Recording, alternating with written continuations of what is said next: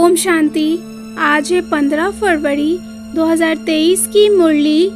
आज की मुरली का मुख्य सार बाबा ने कहा, मीठे बच्चे, तुम्हारे लिए योग की भट्टी मोस्ट वैल्यूबल है, क्योंकि इस भट्टी से ही तुम्हारे विकर्म भस्म होते हैं। प्रश्न: किन बच्चों की बुद्धि में बीज और झाड़ की नॉलेज स्पष्ट बैठ सकती है?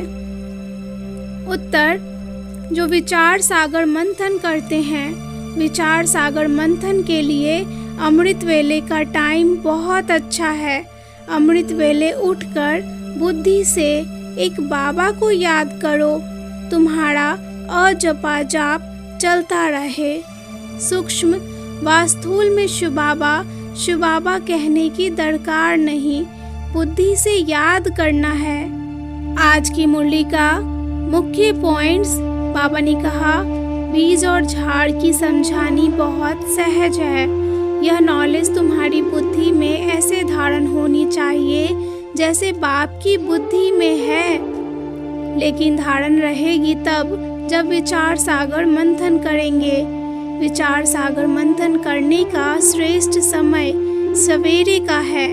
भक्ति में तो माला आदि फेरते हैं, लेकिन तुमको ऐसा कुछ नहीं करना। शिव शिव नाम नहीं जपना, न स्थूल में न सूक्ष्म में। तुम्हें तो सिर्फ बाप और वर्षे को याद करना है। जो खुद याद करते हैं तो औरों को भी याद कराते हैं। वह जैसे बाबा के मददगार हैं। तुम्हारा है सहज राजयोग, हठ योग नहीं है, लेकिन जब सभा में बैठते हो तो विधि पूर्वक बैठना है। कॉमन बैठने में और योग में बैठने में थोड़ा फर्क रखना चाहिए। तुम अभी बेहद बाप के द्वारा राजाओं का राजा बन रहे हो। ऐसे बाप को घड़ी घड़ी याद करना है। कहते हैं जैसा कर्म वैसी प्रारब्ध, अर्थात पुरुषार्थ अनुसार ही प्रारब्ध बनती है। इसलिए बाप तुमको श्रेष्ठ कर्म सिखलाने आए हैं, उनको अच्छी रीति याद करना चाहिए। जिसके साथ जास्ती प्रीत होती है पिछाड़ी में वही याद आते हैं। इसलिए बड़ा खबरदार रहना चाहिए, मेरे सिवाय और किसी की स्मृति भी ना आए। तुम्हारा तो अंजाम है, मेरा तो एक शिव बाबा, दूसरा ना कोई। फिर दूसरे किसी को याद क्यों करते हो? मुझे याद करो तो अंतमति सो गति हो जाएगी।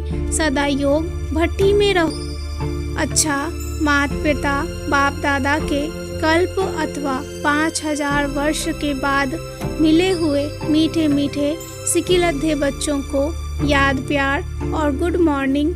रूहानी बाप की रूहानी बच्चों को नमस्ते। रूहानी बच्चों की रूहानी बाप को याद प्यार और नमस्ते।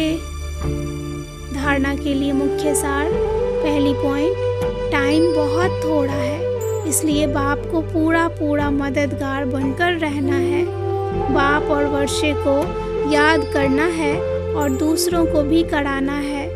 दूसरी पॉइंट, अंत समय में एक बाप की याद रहे, इसके लिए दिल की प्रीत एक बाप से रखनी है।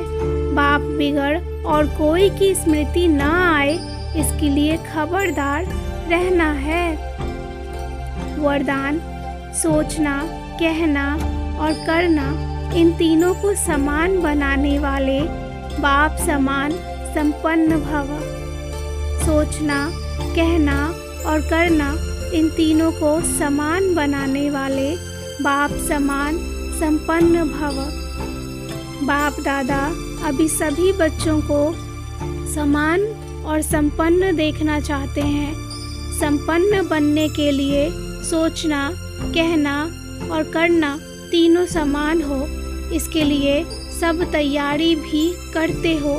संकल्प भी है, इच्छा भी यही है, लेकिन यह इच्छा पूरी तब होगी जब और सब इच्छाओं से इच्छा मात्रम अविद्या बनेंगे।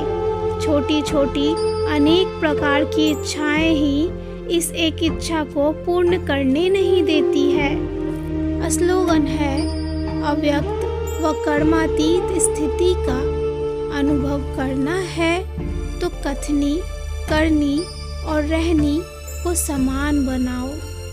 अव्यक्त व कर्मातीत स्थिति का अनुभव करना है तो कथनी, करनी और रहनी को समान बनाओ।